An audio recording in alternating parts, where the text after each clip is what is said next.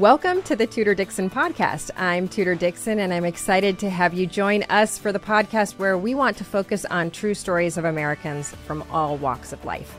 As many of you know, I ran for governor in the state of Michigan last year, and I became frustrated with what I was seeing in my state. So as I traveled around, I heard stories from people who were desperate also to right those wrongs. A lot of that connected to the pandemic, and many of those stories were actually about people who had lost loved ones and the pain of not being there by their side during that time. And that resonated with me because I actually lived through this pain myself.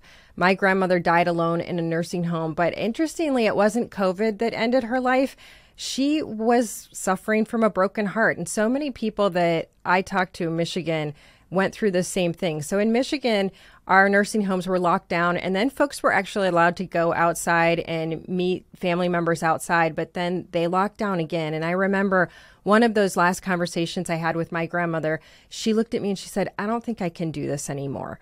And, you know, when you're younger, you don't really get what that means because I hadn't been locked alone, and she was locked away alone. And so when she was locked down for the second time, the nursing home called us. And even though she had been really healthy, they said, "She's just going downhill. We know it's not going to be long now." And truly, it was just dying of a broken heart.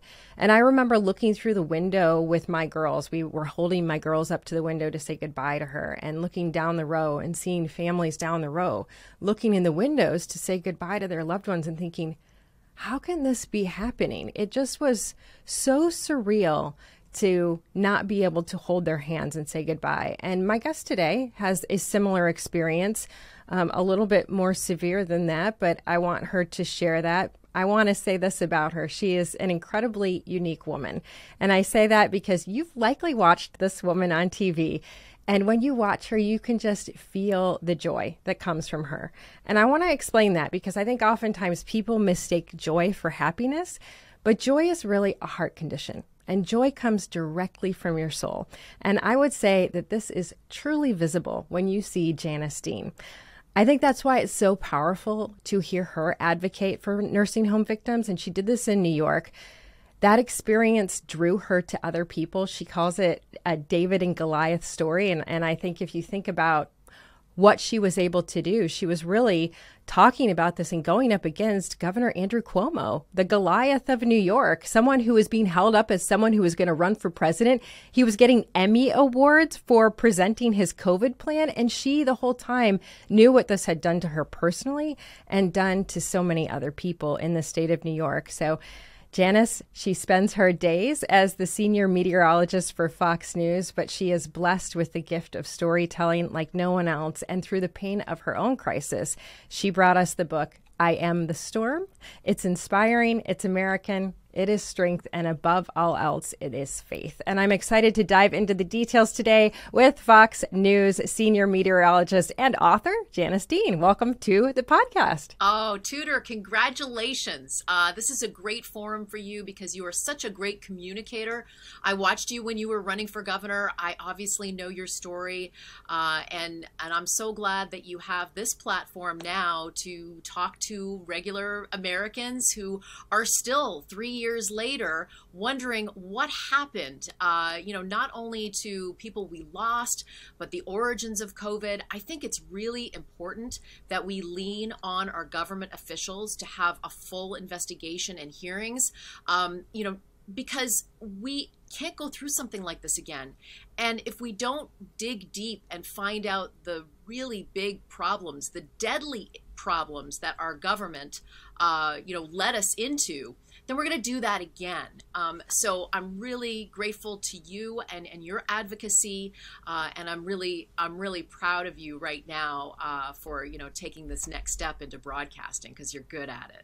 Oh, well, thank you. I want to say this is something that is totally a side note, but we watch Fox and Friends every morning, and my girls call you the angel, which I think is so cute because when you come on, you have this glow around you, and they always go, "Oh, look, the angel, she's out there telling us about the weather." So, and that's why I say, you do exude joy, and we just can tell that you really care about people. And I know that's why you wrote this book, I Am the Storm. And I think so many of us feel that. I love that title. I just love it, because so many of us feel that when we are fighting against all of the things that we're fighting against right now. And there are so many people that are standing up, whether it is for their child. I know a lot of people have autistic children and they feel like they're really fighting for their child all the time, whether it's for your loved one in a nursing home, your loved one, whether they're sick. I mean, so many of us feel that way, but you were really able to put a lot of these stories together. So I wanted to know if you could share a few of those stories with us. It started off with our story, our family story. My husband lost both of his parents in separate elder care facilities in New York during the pandemic. Our governor, like Governor Whitmer, had a mandate to put COVID positive patients into where our most vulnerable resided. And from that moment, even though I knew I was up against a Goliath in Andrew Cuomo, a dynasty politician, has been in the governor's mansion for decades, including the time he spent with his dad when Mario Cuomo was governor here. I had people telling me, why are you doing this? He's not going anywhere. He's the Terminator. That's what some of the reporters here in New York called him, the Terminator. Crazy. But I had truth on my side. I had the angels on my side.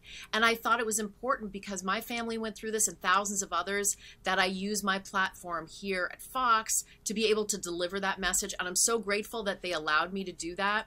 I do the weather, as you know. I've been here 20 years doing that same job, which I really love. I'm not a political person. I always say the red and blue on the map are areas of high pressure and low pressure. But I had to tell the story, because I just found myself in a position of, I have to do this for others. I have to do this for my family. And while I was writing that chapter, I was trying to find others that were doing, similar situations where something has happened to their family or something had happened in their life that was, against all odds. But even against those odds, they rose to the occasion.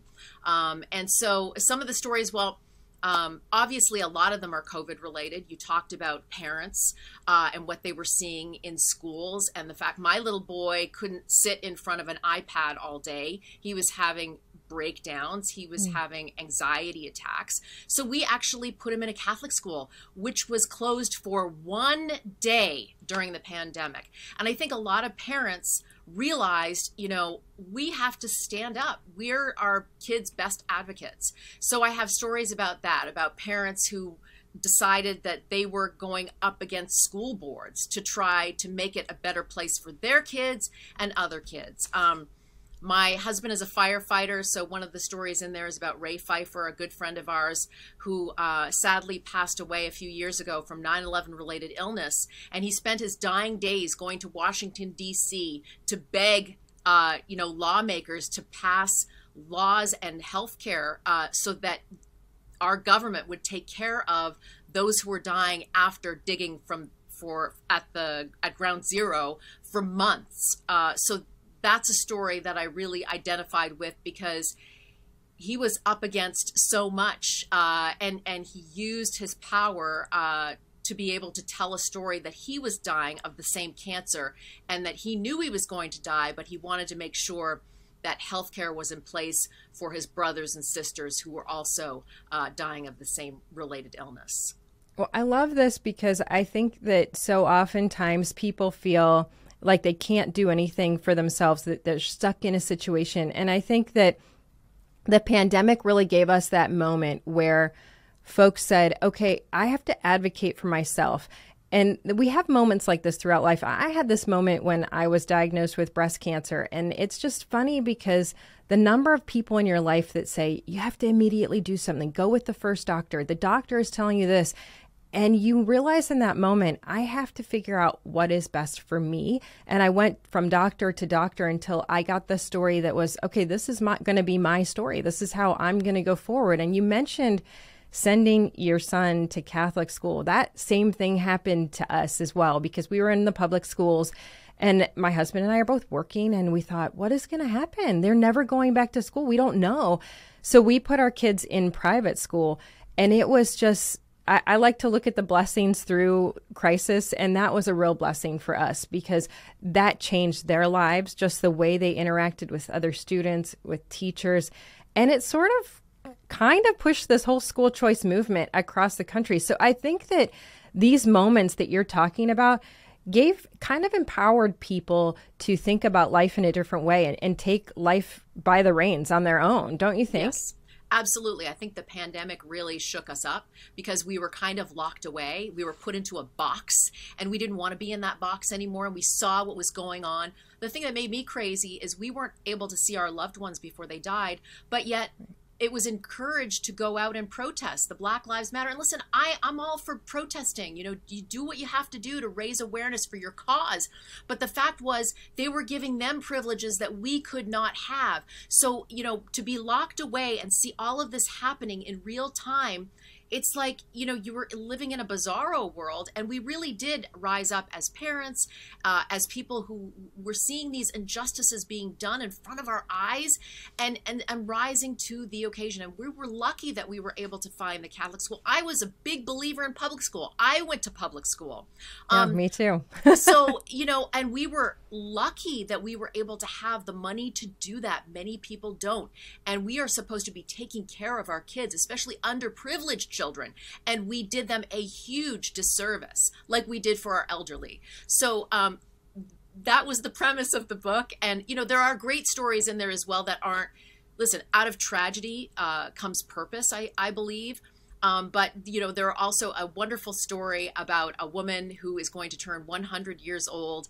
And a story that really inspired me to write the book was Maureen Flavin, who was the one who gave the forecast that that changed D-Day to a day later. It was, the invasion was supposed to happen a day earlier, and there was a big storm on the horizon, and she was forecasting from a little lighthouse in the corner of Ireland, and that information got to our Allied forces and General Eisenhower, and he changed the date. So her forecast changed the trajectory of the world. And that story spoke to me because as I was doing my advocacy, Governor Cuomo, disgraced Governor Cuomo and his administration were cutting me down because of my profession, a weather forecaster. She doesn't know anything because she's just the weather lady. But here's a woman whose forecast changed the world and saved thousands of lives. So, it kind of came full circle. And I have to say I've written several books. They've all been very important, but this one is very special to me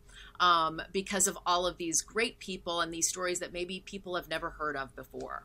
I had never heard that story, and I thought that was an incredible story. And I love the way you relate it to today and what you were able to do and how important every person can be and the role that they play and how it affects history. That, to me, is totally amazing. You also have a story in there of a family who was encouraged to abort their baby.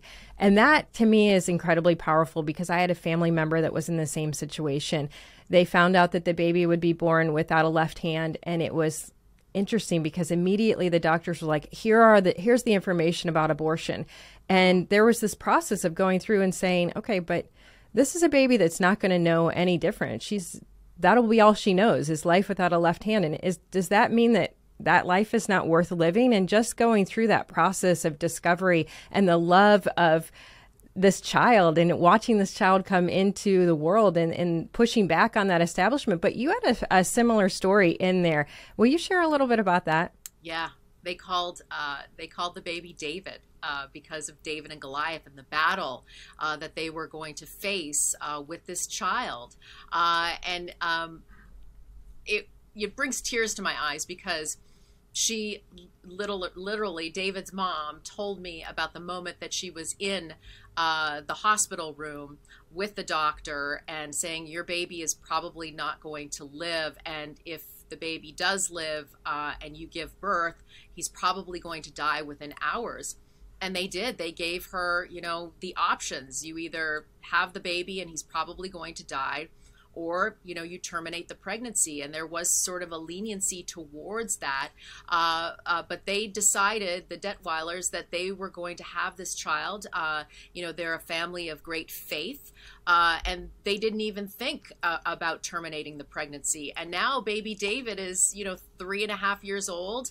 And he's got a lot of challenges, but he is the light of their life. And what a great opportunity for their other children to learn from baby David and all of the challenges that he faces. But they say he's one of the most joyous, laughing all the time. They can't imagine their life without David. So it was a beautiful chapter to write, and I'm glad I was able to tell their story. And I think it's so important to go back to what you said. This isn't political. You are not political about this. This is just sharing stories, and you share stories that affect people on both sides of the aisle, but you're really encouraging. And one of the things that I think was so powerful to me during that time of COVID, because I was watching you on Twitter, and I was watching these attacks.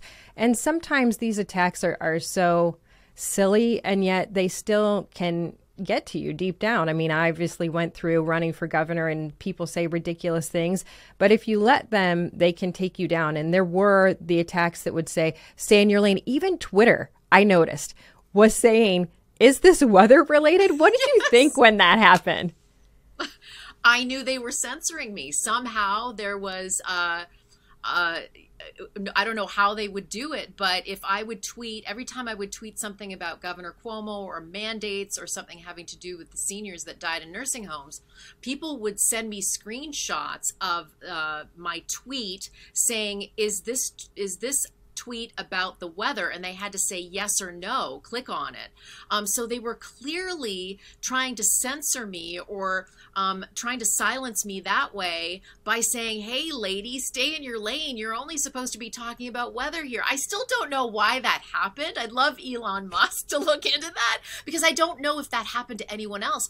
People who do the weather, people who do the sports, people that do business, they can't have opinions on something that has happened to their family. Is this about sports? Is this about the economy? I don't know if that happened to anybody else. I didn't see it happen to anyone else. And that was, to me, honestly, it was so bizarre, because the first time, and it kept happening, because Yes. I saw it happen several times. And it actually happened to me too. When I would see your tweets, that would come up, and I would think, how did they even know? I mean, that is pretty crazy to think that they can pinpoint exactly what your profession is and decide whether or not you should be Yes. talking about something. But I think that's also what people need to understand about technology today.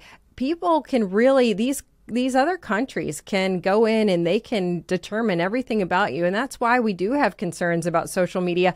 But we really saw it targeting you. And so you had to be very strong, because I think it is so offensive for Twitter to say, are you out of your lane? But you were strong, and you kept doing this. So what are your words of encouragement to other people who feel like they're being attacked? And certainly anytime somebody steps out, whether it is to run for office or just to speak their mind or stand up for their child, I think it's easy to get pushed out of the spotlight and pushed away. So how do you encourage people to stay with it? I think now more than ever, we're finding our voices. I think the pandemic, one silver lining from that is that we are rising up and saying this, this didn't feel right, and we have to find out why. I would say keep going.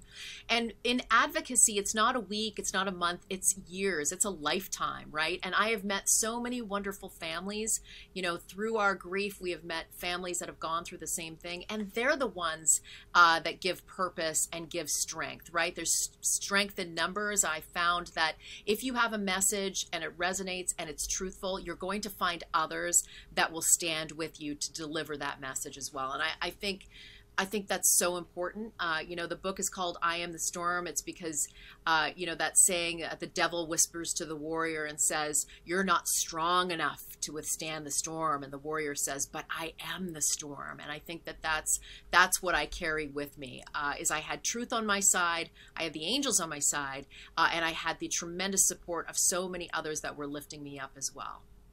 What was it like for your kids to see you out there? Because obviously they see you on TV all the time and they know what your job is, but they do see you as someone who focuses on weather too. So suddenly they see you in a different capacity where you really are going up against the governor, and that changes things for children as well. And I think that's something that people don't always think about. When you have kids and you're out in the spotlight like this, it affects your children. I'm sure they were somewhat protected in a Catholic school, but did they ever experience any pushback from that?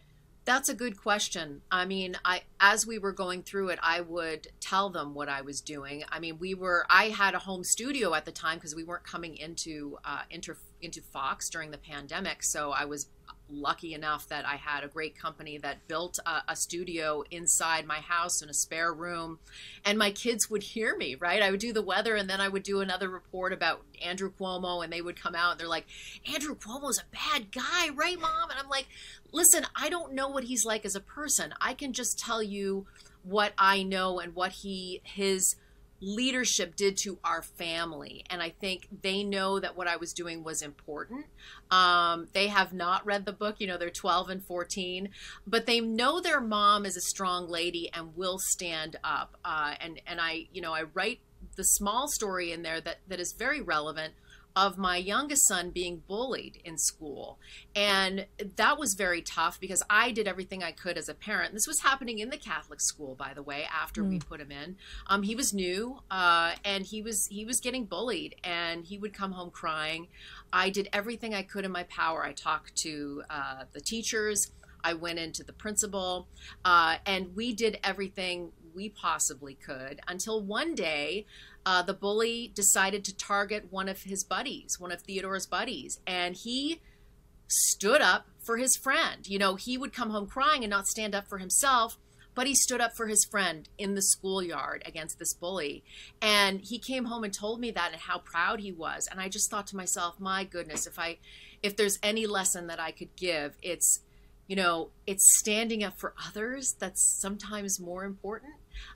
So I'm just proud of my children. And of course I will be open and honest. They've been to rallies with me. My husband has been to Albany with me. And someday, I will tell them the full story. I just want to lead by example, and if at the end of the day, if they're proud of their mom, then man, that's the best compliment you could ever give me. That is awesome. I love that. And I think my girls went through the same thing and they watched some of this, but they had the same question for me, because I think that you can get really focused on what you're doing as an adult and your kids are kind of on the sidelines wondering what exactly is happening. So they said the same thing about Gretchen Whitmer. One morning I remember they said, "Do we hate Gretchen Whitmer?" And it was like this moment where I'm like, okay, this is very important for me to explain. And I said, no, we don't. And I said, and I don't know her personally. At that point, I had never met her. But I said, I don't like what she wants to do with the state. So we call those her policies. That's what I don't like, but I don't not like her as a person. In fact, we should continue praying for her. And so it is a teaching moment. And I think that sometimes as a parent, you can get really focused on one thing and then your kids are always there to bring you back to reality. And people used to say, are you getting a big head doing this? And I would say, I have 4 girls in my house. There is no way to get a big head because they're constantly tearing everybody apart, but it was good too, because you're that role model and you have to make sure that your kids see something that is positive and that you're fighting. Like I said, when I look at you, I see joy, and that just really emanates from your personality. And that, I think, is why you have so many people who come to you with their stories and trust you to tell their stories, and you tell them quite well. So thank you for doing that. And tell people where they can get the book. Well, online, you can go to the regular places like Amazon and Barnes & Noble, and they are in the bookstores. For a while, they weren't in the bookstores, but that's a completely separate story. We had a hard time getting them into bookstores, but they're there now. But I will say that if you buy the book, give it to someone else, pass it along. And I love when people tell me they went to the library to get the book, right? I love the process of writing books, Tudor, but to sell it is a really tough thing, and we're in really tough economic times right now. So I always say that if you have the book and you enjoyed it, pass it along to someone else, and that would make me really happy. Well, I love that. And I think it is so important for people to, in this time when we have so many questions about things, to read inspiring stories. So thank you for inspiring people. Thank you so much. Oh, thank you. And I hope to have you on my podcast as well, because I'm in equal appreciation of what you've done with your platform, Tudor. And again, I'm so excited for you, and congratulations on this new adventure. Thank you. We'll do that. That will be lots of fun. Janice Dean, thank you so much. Author of I Am the Storm and Fox News senior meteorologist. Make sure you get your own copy, or like she said, share it with someone else. It is I Am the Storm, It is a compilation of David and Goliath stories going up against Goliath, but also really inspiring stuff. And thank you so much for joining me today on the Tudor Dixon podcast. For this episode and others, go to TudorDixonPodcast.com. You can subscribe right there. Join me next time on the Tudor Dixon podcast. Have a great day, everyone.